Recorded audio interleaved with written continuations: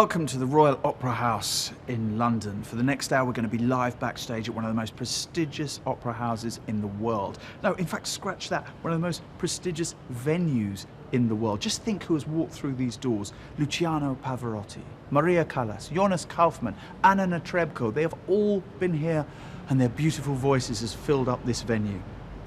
And adding to that list, of course, it will be me, Nihal Arthanayaka. Actually, that's a lie. I'm not going to be singing, but one thing I am going to be doing is delving into this beautiful world and exposing this incredible art form to you. I have VIP backstage access, which means you do too. So let's go and take advantage of my access all arias. It's a play on the word. Well, if you have to explain it, it's not worth doing it, quite frankly.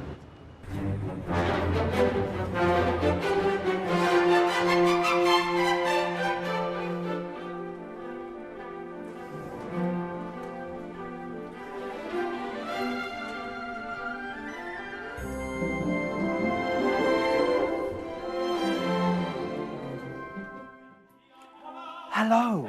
First up, we are here in this auditorium of the Royal Opera House. I'm here with Amy Lane, and this is really privileged access, isn't it? Because we're here for a rehearsal of Lucia di Lammermoor, and this is the first time the cast are actually on the stage rehearsing. Absolutely. This is the first stage and piano of Lucia di Lammermoor. So they've been rehearsing for 3 weeks in the rehearsal studio, and now the set moves on stage and they get to perform in the environment in which the audience will meet them. So they're dealing with a lot at the moment. They're dealing with a dark auditorium, they're dealing with costumes, they're dealing with lights, they're dealing with the actual space that they will sing in. Now, Amy, it's remiss of me not to introduce you by your full title. Now, you are Head of Staff Directors. What does that mean? That means it sounds very important. Oh, it's very grand. It's not really. I work here full time, so I'm a director who works here. I support the directors who come in to direct all our productions for us. We have an incredible team of regular staff directors, Andrew, Dan, Julia, and we have all sorts of freelance directors who come and work with us as well. So we're a big team, so we work across all the operas as much as we possibly can. Now, we're just below 2 weeks before Lucia comes to this stage officially, and all the people come and watch it. It seems very relaxed. Does it get less relaxed the closer it gets towards that day? That's credit due to the team who are running it. The production team look after the cast so incredibly well. So they're allowed to run the scenes, they'll stop when it's necessary and give appropriate notes, but the cast are in a great place. Yesterday they had a run-through of the whole piece, and now it's about moving it into the next stage. So everyone is looking after each other very, very well, but the pressure is on. Well, it's also, for a soprano, one of the most difficult roles, isn't it? It really is. What makes it so difficult? Well, there is the world-famous mad scene. So throughout the whole night, you know you are heading up to the mad scene. Lucia goes through the gamut on this piece, and we have our incredible Lisette Oropesa, who is singing Lucia. You can see at the moment, this is our stage, so we have our 2 screens, split screen. She never leaves the stage, so she's always in action, so you understand why, at the end of the piece, what pushes her into this madness. And you can see and hear our cast rehearsing at the moment. This is Act 1. Our split screens are the mausoleum and Lucia's closet, where she has to get dressed up into man's clothes so she can sneak around to meet her lover. Now, it was, I believe, 1838 when Lucia was first performed in London. Why is it still relevant 100 years in advance? It's still relevant because there are emotions that we can all grab hold of. Most people, I hope everybody's been in love at some point. Everybody's suffered grief, everybody's suffered loss, everybody's gone through desire. It's a universal theme. Absolutely universal themes, but it's so relevant now because of the dramatic demands. People love drama, they love sound, they love music. That is what Lucia is. It's all of those things combined.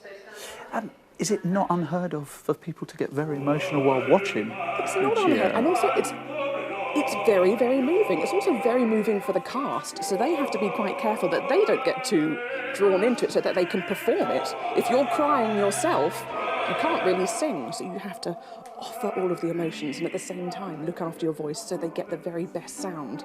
Tricky. Well, it sounds like it would be both physically and emotionally draining to be in this opera. If you look at the guys there, they are constantly in action, constantly responding. If they're not singing, they're always involved in the action. No one kind of pages out for a moment. Right. Amy, thank you. I'm now absolutely in awe of Lucia, and as you've pointed out, one of the most challenging roles in opera. Now, coming up in the show, we are going to be seeing Erwin Schrott and his sword. Make of that what you will. We'll also witness George the Poet's first trip to the opera, and they've even allowed me to go on that stage and unleash my inner voice. You may not want to stick around for that, but for all of that, let's stay with Lucia, shall we? We caught up with Lisette Oropesa and Michele Mariotti in an exclusive rehearsal to hear more about what Amy was talking about, that crucial moment when Lucia breaks down. Here is the mad scene.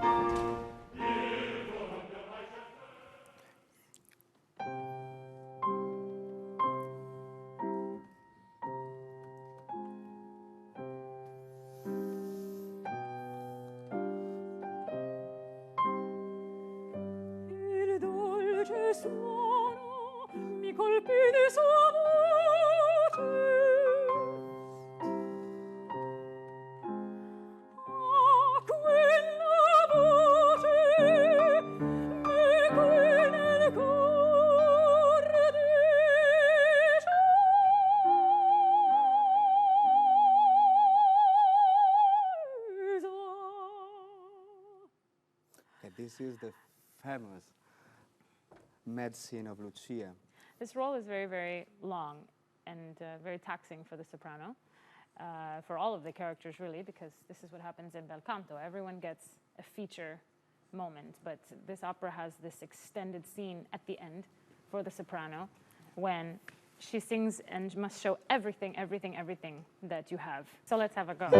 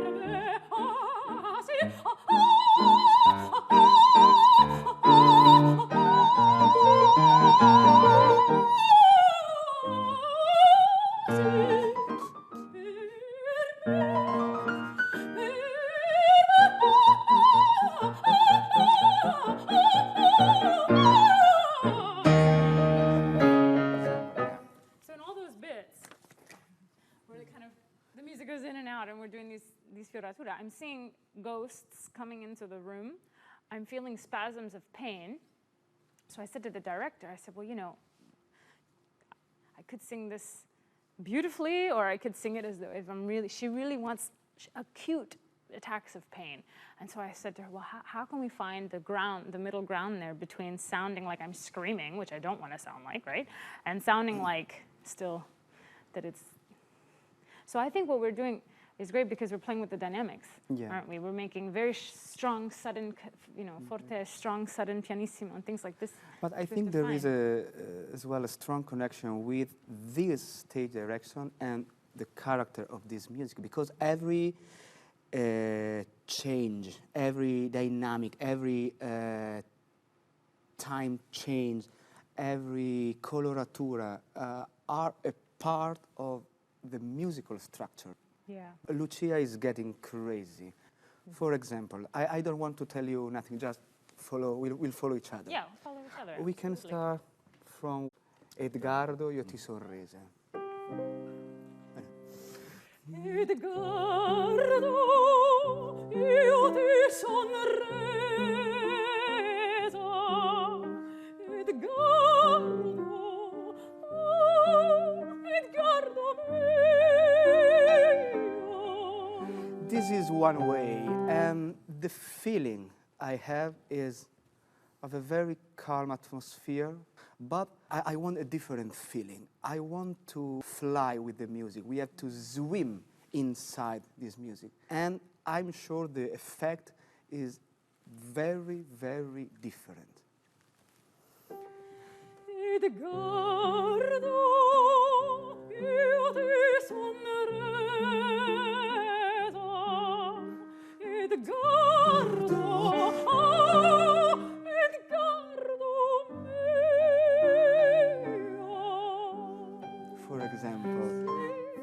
For example. And push and pull so Yeah. much. I'll stare at you the whole time.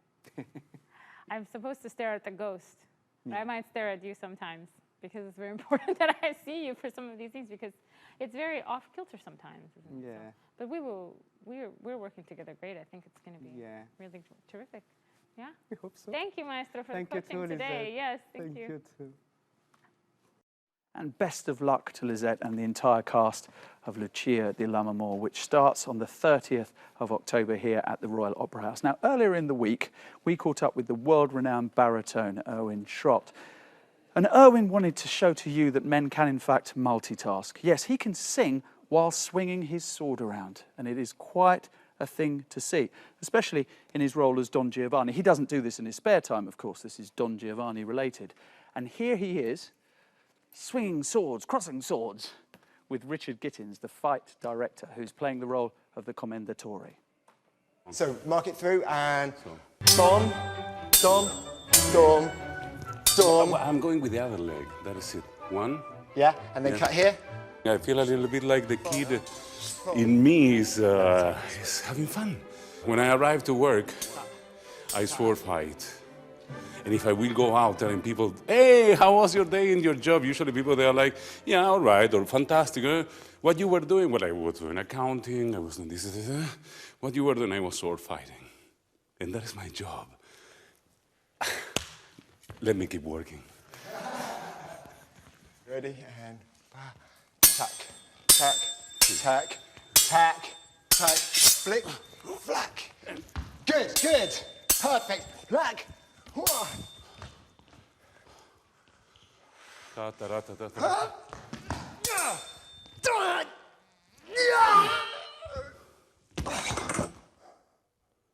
Uh-huh. And don't call me again. And can we try with a little bit of music? Misero attendi, se vuoi morir.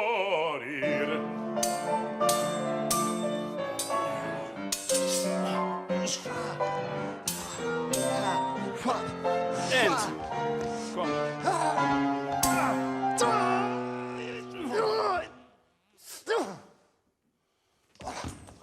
After this fight, there is a beautiful melodical bel canto kind of a line. Your breathing, it has to be so long and stretched.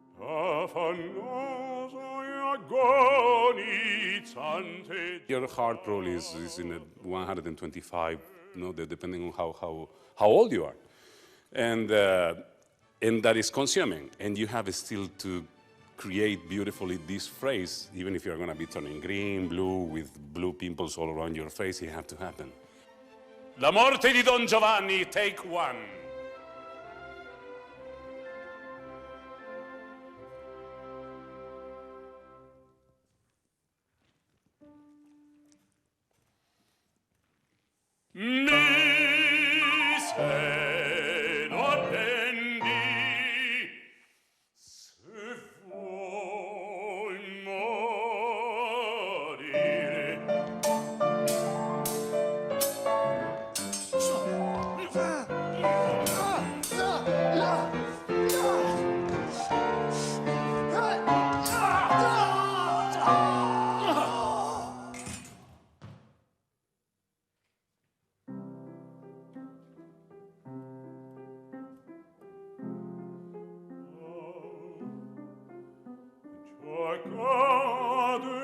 Affannoso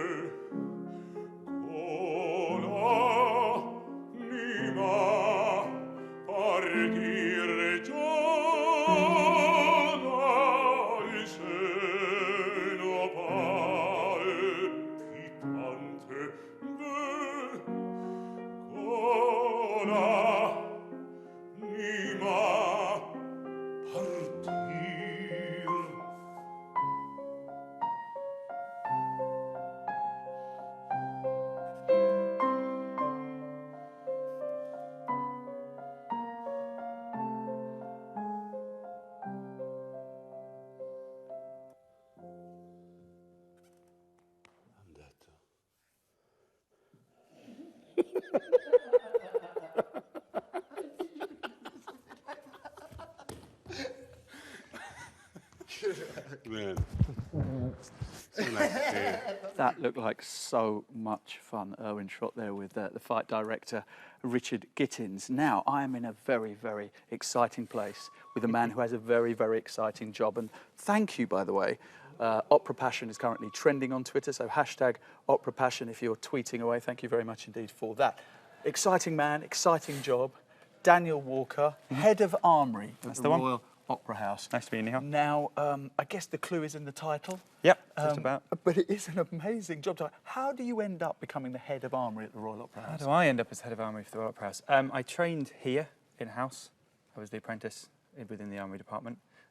Worked very closely alongside two wonderful heads of armoury during the time that I was here, Robert Barham and Zoe Phillips. And having worked so closely with them over such a long period of time, I applied and got the position. What does the job entail? You get to hang out with these amazing pieces of armoury.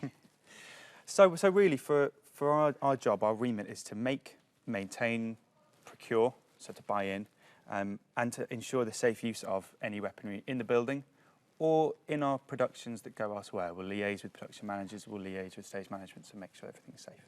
Yes, because safety is very important when you have what looks like a fully working crossbow. Yeah, of course. Now, as it happens, that's not a fully working crossbow. There's a trick crossbow designed to fit in with the story of William Tell. Of course, yes. the- We were going to mock it up with me and an apple on my head, but at the last minute, Health and Safety said that's probably not a great idea. As did I. Yeah, I'd rather not. I'd rather not. And look at this impressive sword that you have in your hand. Now, we just saw Erwin Schrott in his Don Giovanni role swinging this around. So this is one of the swept-up rapiers that we have here available to fight with. Yeah, we would have to procure something like this, clearly. Yes, or we could make it, to be honest. With some of these swords, some of the ones you see on the table, for example, they actually kind of come apart into individual pieces. So when we're making the swords or daggers or anything you see here, we break it down to its constituent parts. So we'd make each one of these pieces. Okay. And make the blade itself out of aero-grade aluminium. That's amazing. But this, I mean, surely you're not going to make the crossbow. No, we made this. We made this here on site, and both of the designs here were led by the then head of the department, Zoe Phillips. This sword here, especially the bling parts of it, did you buy that from P. Diddy's personal collection of jewels? Absolutely not. Absolutely not. No. So I mean, as the weaponry plays a pretty important anthropological role, I think, in a lot of the stories that are being told here. You can see here a so piece, it has to be historically accurate, but also in mind with the designer and the story that they're trying to tell. Right. So we see here a ceremonial sword, whereas this is the weapon of a rebel, of a rebellion, Guillaume Tell, against the ruling forces. Right. And you can see that in the aesthetic from the designs that we've worked with the designers. Well, Daniel, you and I could spend all day talking about this, but we have to move on because opera waits for no man or woman. It's not also for the faint-hearted. So here are some of the most deathly dramatic scenes in opera.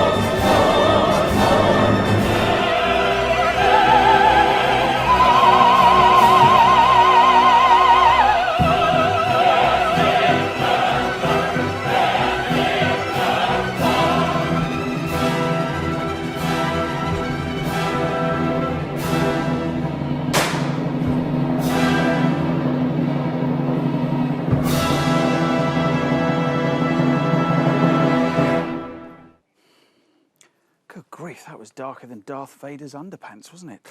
Now, earlier on, I managed to sneak onto the stage at the Royal Opera House before any of the crew appeared.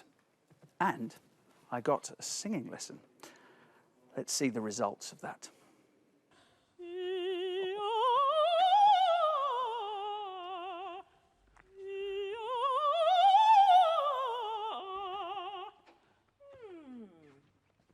I like that. That's probably I could do that, Franny. Hello. Hi. How are you? You all right? Good, Lovely good. to How meet are you. Well, this isn't a bad office, is it? It's pretty good. Pretty awesome, isn't it? I'm literally Amazing. freaking out right about Yeah. now. Oh, okay. Yeah. It gives me butterflies every time I walk on the stage. Well, So beautiful. Why wouldn't it? Yeah, it's Why incredible. wouldn't it? And this is this huge area where loads and loads of things are going on, Yeah. which the audience doesn't get to see. Yeah, it's usually filled with sets and whole other worlds, basically.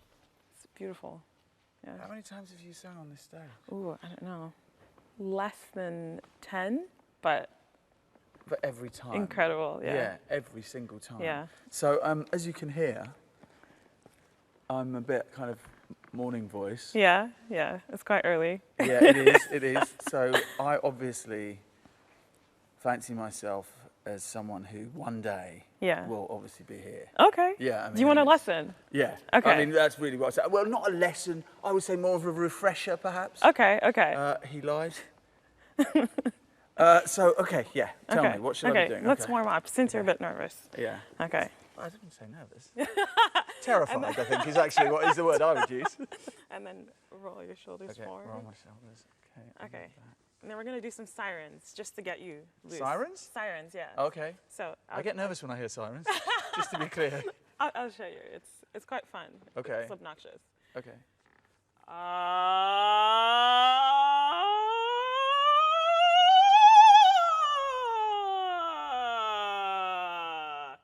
So just You're make joking, a wild right? make a wild sound. Just get you That wasn't a wild sound. That was like an amazing sound. There's nothing wild about it. It was exemplary. Okay, Okay. let's try. Right, okay, what am I doing? I'm starting low. So as low as you can, comfortably, and then as high as you can.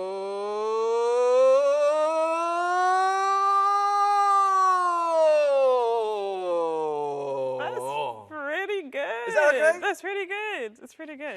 Okay, let's get to some vocal warm-ups. And Yeah, right, here we go. okay, can I get an F, please? Okay, it's an easy one I tried to do. Bella signora. So you're saying bella signora, beautiful girl. This is how you work with a beginner? Okay, well, Okay, all right, okay. You try, Well, just try, really do it slow. again, do it again, do it again. Bella signora. Slow. Bella signora.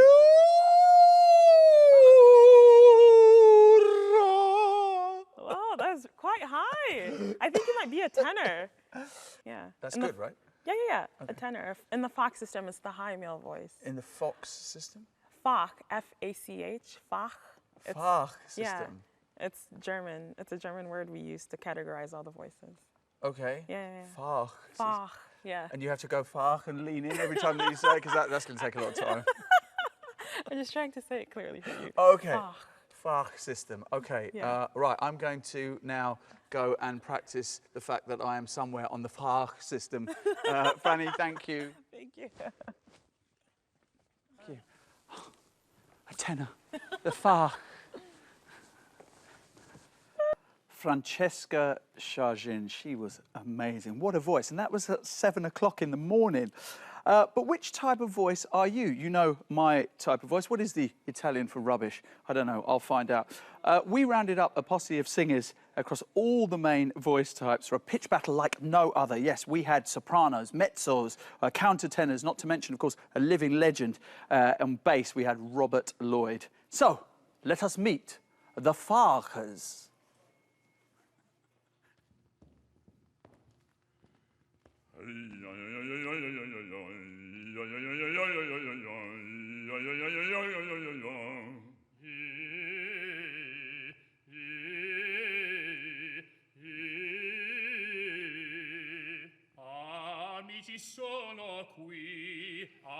amici sono qui, amici sono qui.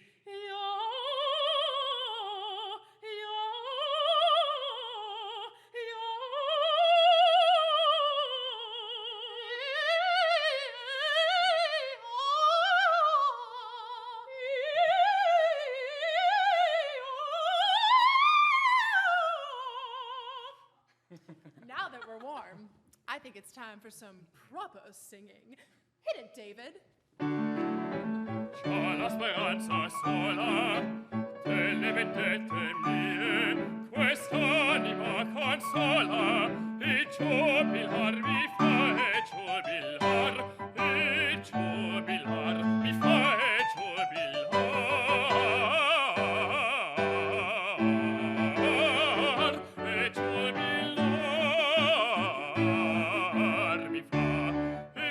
giubilar mi fa, e giubilar mi fa.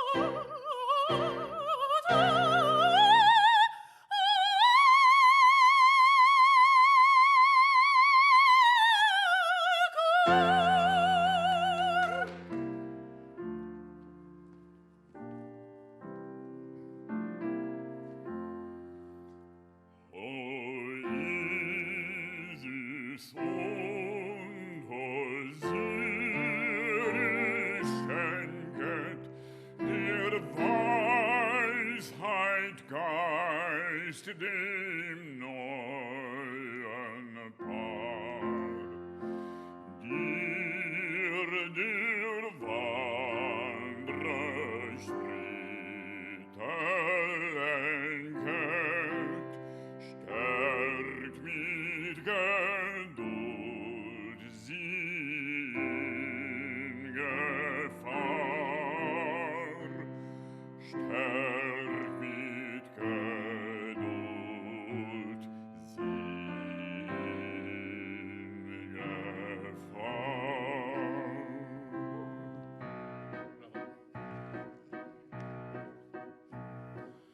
la donna immobile, qual piuma al vento, muta l'accento e di pensiero, sempre un amabile, leggiadro viso, in pianto in riso e menzognero. La donna immobile, qual piuma al vento, muta l'accento e di pensier,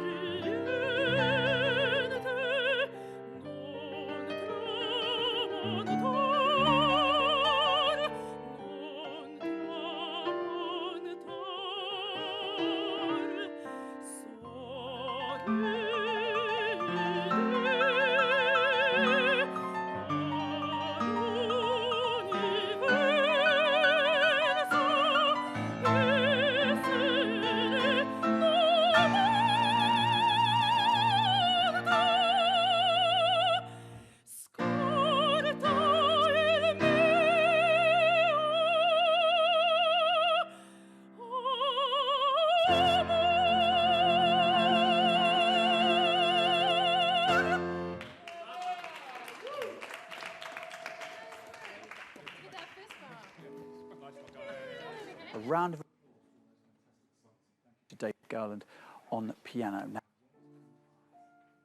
you, I hear you asking. Well, now, I am here in the wings of the Royal Opera House, very, very close to the action indeed. So just over there, the singers are on stage. Here is mission control.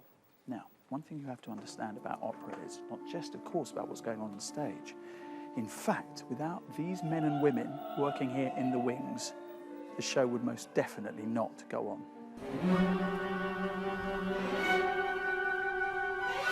Strobes, go.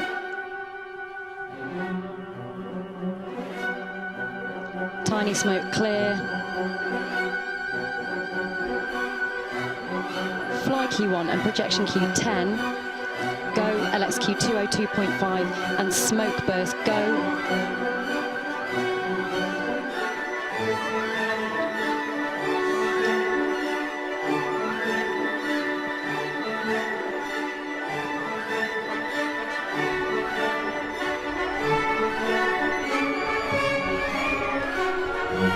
Stop the strobes, go. Standby LXQs 204 to 208 and a strobe burst. Standby projection cues 10.3 to 10.5. Standby for a smoke burst. Right. LXQ 204, go. Thank you. Projection key 10.3, go.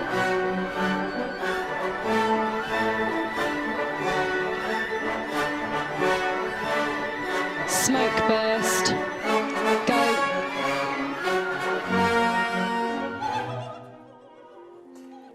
It's like launching a spaceship, let alone launching voices. There's so much going on.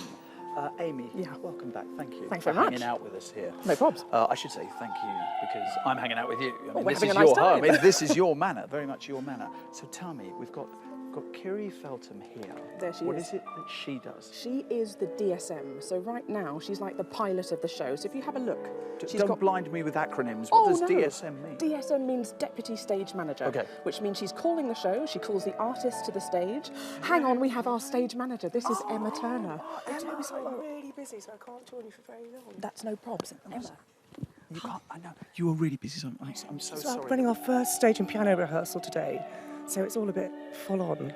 We haven't been on stage before, we've just been in the rehearsal room, so this is our first time on stage and we've just literally done the chorus entrances, so I've been a little bit busy, I'm really sorry. You do seem very calm. Oh yeah, nerves of steel. You have to have in this job because everything can change, it's always live, so live theatre is always, the element of surprise, so to speak, so something can always go wrong. More often than not you have plans in position to cope with things that do go wrong, but guaranteed the things that do go wrong you haven't even thought about. So how many people, other than the people on stage, will be involved with making this opera work? Thousands. If you think about all the prop makers, the set designers and the set makers as well, and the builders, and the wigs and makeup, costume supervisors, welders, stage engineers. I mean, there's loads and loads of people. Oh, is there an entrance about to happen? The Scouse Girl's about to enter just here, well, in a few pages' time. But what we do, stage managers here at the Opera House, we have a wing score, which has everybody's cues in. We've got five of us on this show. There's me as the stage manager, the DSM and 2 wing ASMs as well, and they cue people on stage with their wing scores. So basically we follow the music, but not as important as what Kiri does, but she cues absolutely everything, including calling people to the stage, the flies, the sound, the lighting, and any scenic movements. It looks like potentially it can be a very dangerous place to work. Of course it is, yeah. I mean, especially if you've got things flying in. I mean, you can't see anything from here, but all of these flybys are full of scenery, which potentially very heavy. And if you bring them in at the wrong place on top of somebody, then yeah, could be quite disastrous. But touch wood, it's not happened yet. No, good, and it's definitely not going to happen on your watch. Emma. Of course not. Nerves no, of steel. No, Emma absolutely. Turner. We're trying. Anyway, Brilliant. I must go. I'll let you get back to your work. Very important work. Emma Turner there. That's amazing that she managed to take out a bit of time just to speak to us. That was a magic little snapshot for Emma. Off she goes. Okay. Now, we're going to have a reminder now of some of the great operatic entrances in the history of opera that have been filmed. Of course, we're not doing any etchings here. But of course, behind every great entrance, there is a legion of crew that has to work to pinpoint accuracy.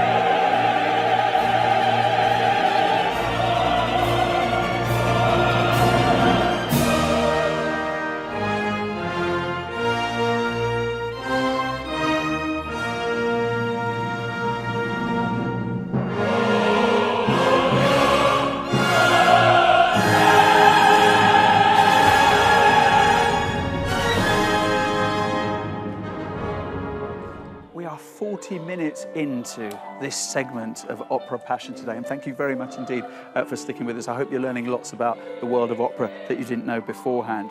Now, talking of new arrivals, because we were talking about people going onto the stage before, what about babies? Yes, I said babies. Do you think that they could have the key to a strong and perfect vocal technique? So, true or false, babies have the best vocal technique. What do you think, babies?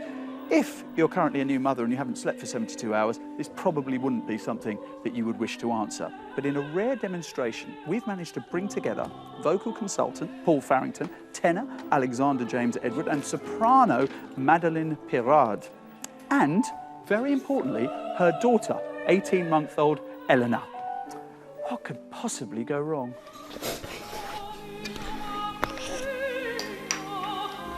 No.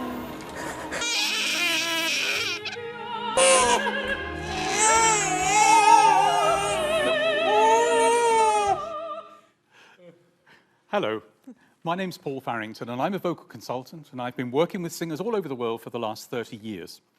One of the things that's often said to singers when they're training is that they need to make as natural a sound as possible, like a baby does when they're crying.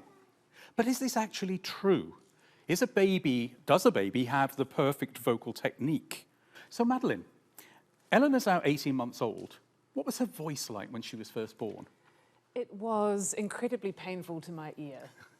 I have a theory that because she was a second child, she needed to get my attention even more than the first one, because my attention was now divided. So it was an incredibly guttural, incredibly loud, very high, penetrative sound that you could not ignore. So definitely a soprano. Oh, yeah. Right, Yeah. great. And has her voice changed during those 18 months? Have you noticed a difference in the quality of the sound that she makes? Definitely. So now she has a voice that's more similar to speech, but she still has those, when she is really intensely upset, if she's feeling sick or she's just ridiculously tired, she still has that really raw sound that she had as a teeny newborn. And where does that sound feel like it's coming from? Where does it sound as though it's actually emanating from? Absolutely coming from deep from the throat. You feel like, as a singer, I feel like I clench up like, when I hear it, you know, and a lot from here. It's a deep,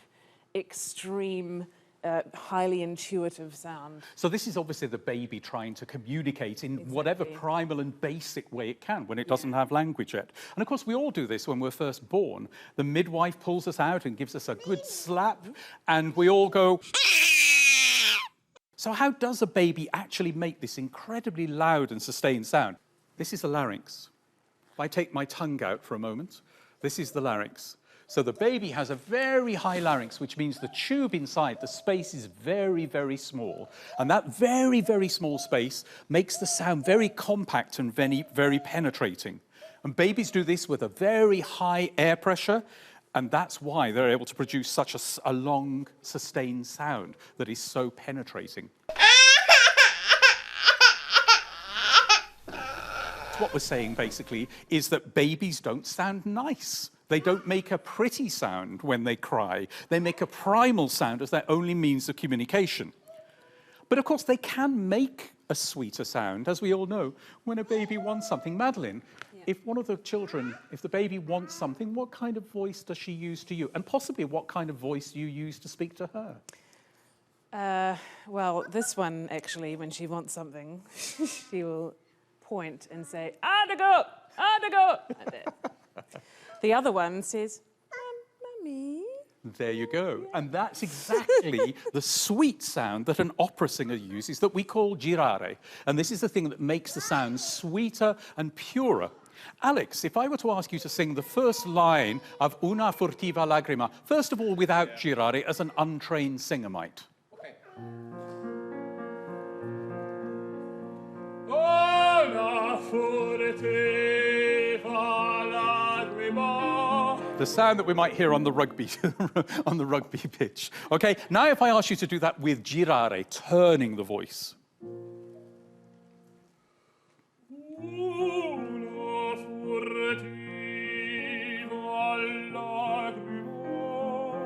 Good. And then, Madeline, could I ask you to sing the beginning of Casta Diva, first of all without girare, so we can hear that in the female voice?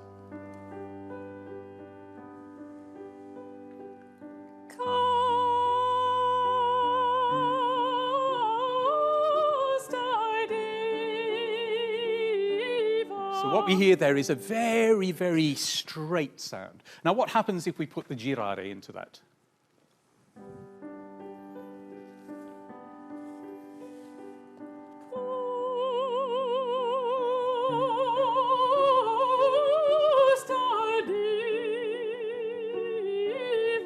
Great. And then if we wanted to make that beautiful sweet sound even warmer, we could lower the larynx a little bit. Show us how that would sound.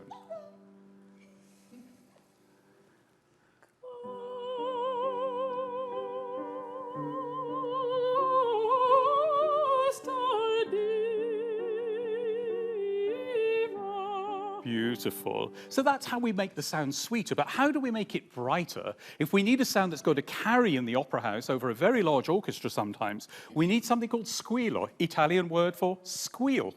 So it's the sound that you hear if you're sitting next to a baby on a flight or in a lift or in a small space. So squillo is what we get when we have a high larynx and we tighten a ring of muscle inside here around the epiglottis, and this makes like an extra tube within the tube that gives us a turbocharger to increase the intensity of the sound. So Alex, could I ask you to sing the end of Nessun Dorma to demonstrate that wonderful squillo sound?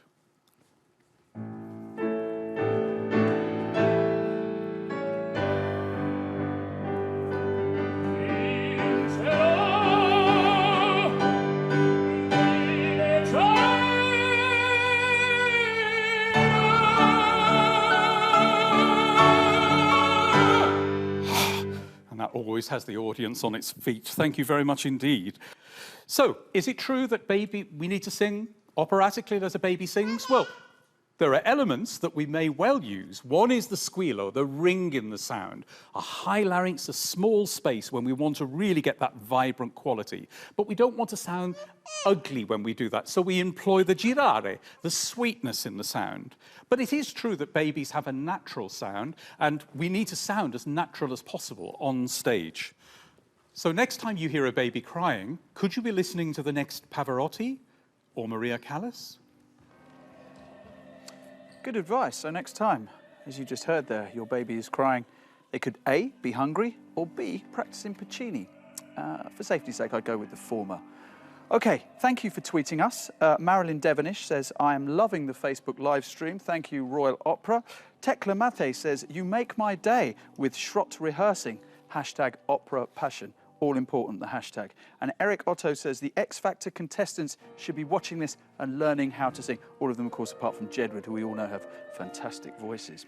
Now, we saw Erwin Schrott, didn't we, with his sword fighting earlier on, and props are a big part of the game here in the opera world. And they have to deal with a lot of props on a daily basis. So, let us begin with a bit of Shostakovich.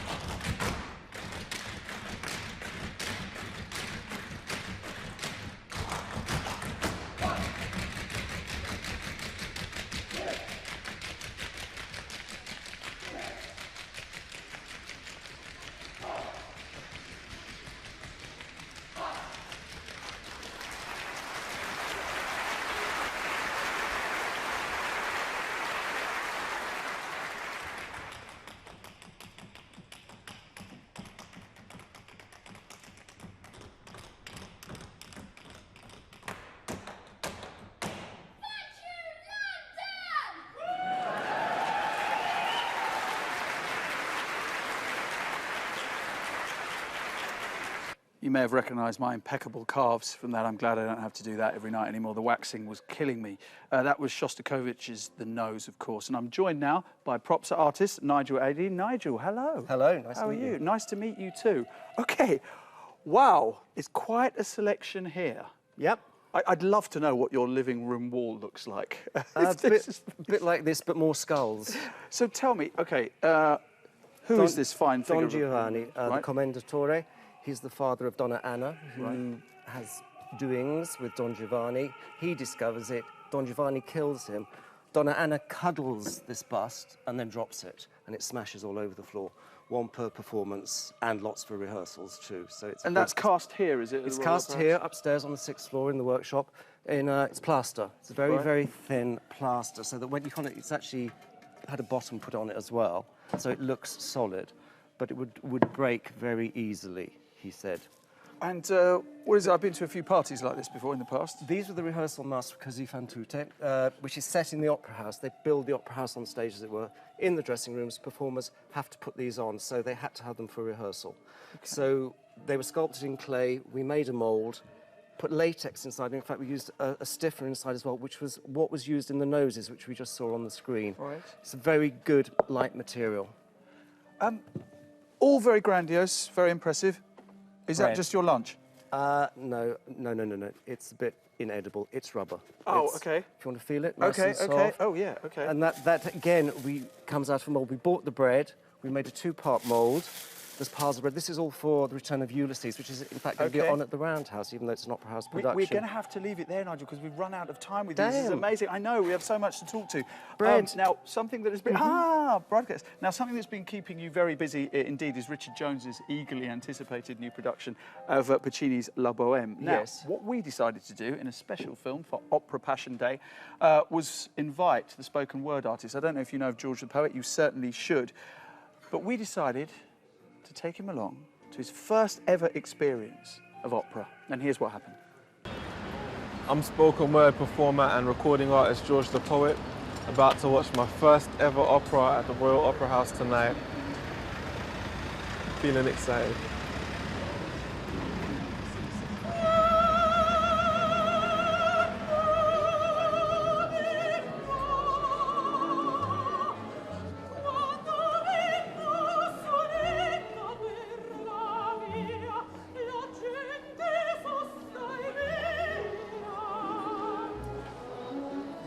It's nice. I see detail. I see a lot of detail, like in the design. This is beautiful. The colors are so rich. The colors are so seductive. So I've recently started gigging a lot in theatres. So I like chairs like this. I like setups like that. I'd love a stage like that. Orchestral music is after Jay-Z. It's the most listened to thing on my phone. I've got like Jay-Z's whole discography, and then there's all this orchestral stuff specifically from movies. I love a movie score. You can imagine that opera was the original cinema.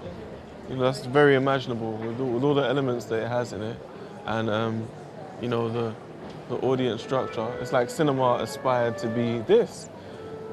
It makes perfect sense. Being such a music fan, to be able to be up close with such highly trained, you know, experts in their musical fields, vocalists, the instrumentalists. You know, I'm a big fan of coordination as well. I want to see how it all comes together. I'm very excited.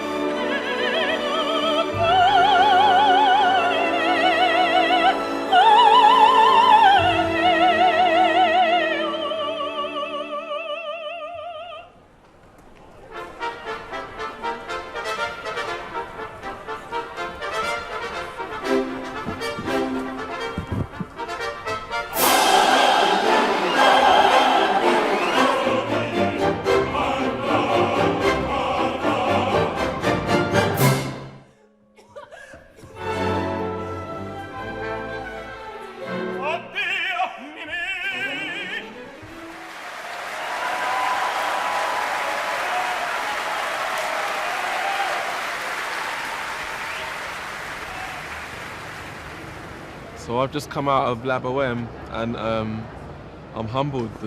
The talent level, the execution, expertise level, the technical coordination, the music. Yeah, it's beyond anything I'd previously considered, man. I was surprised by the amount of melodrama. I didn't realize how melodramatic a lot of the story arcs were.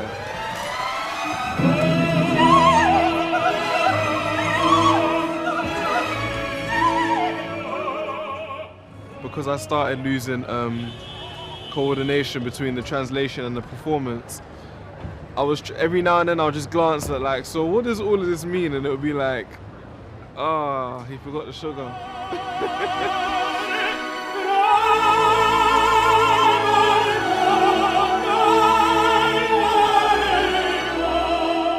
The way they use their voices, that style of singing, which I've only ever heard like from a peripheral perspective, that's all part of the experience. So yeah, it's a whole new universe for me still.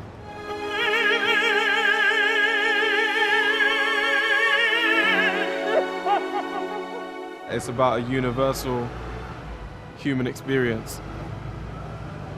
And at the heart of any hip-hop song, even the most frivolous, throwaway, pop, trash hip-hop song, there's an experience at the core of it, and it's the same here. Do you know what I'm saying? People really go through things, and they really try and express themselves in a way that others can feel, not just think and consider, but feel. So, yeah, come for that.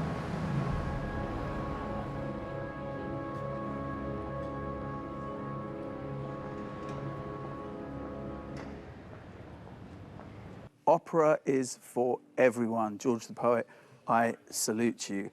I'm now here with Jacqueline Stucker, a soprano. Hello, Jacqueline. Hello, how are you today?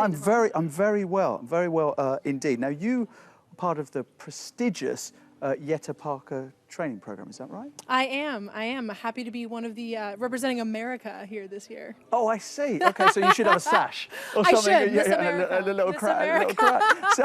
So how did that happen? How did you get onto this prestigious program? You know, it was a pretty rigorous process. 3 live auditions plus letters of recommendation, sending in pre-screening recordings, and singing in front of Maestro Papano himself on the stage in the final round. So no pressure there. No pressure. No pressure at all. Completely chilled. Not having nightmares about it still to this day. No, definitely not. Definitely not. Now, George the Poet, of course, that was the first time he went to see an opera, Puccini's La Bohème. Beginners, people who want to go and see an opera but they don't want to be overawed by the experience, what should they go and see? What should they go and see? Yeah. I think the perfect opera is something like Backstage, something short, something full of human emotion, chock full of anything you could want from any sort of dramatic piece. Something like that would be great, but you know, there's nothing wrong with a little Mozart. Puccini's also great too. Really, in my opinion, you can't go wrong. Now, my mother-in-law is an opera singer, and my wife did some training as an opera singer. So it's very much in our family. Is it the same for you, Jacqueline? Are the Stuckers a world-renowned operatic family? Not at all.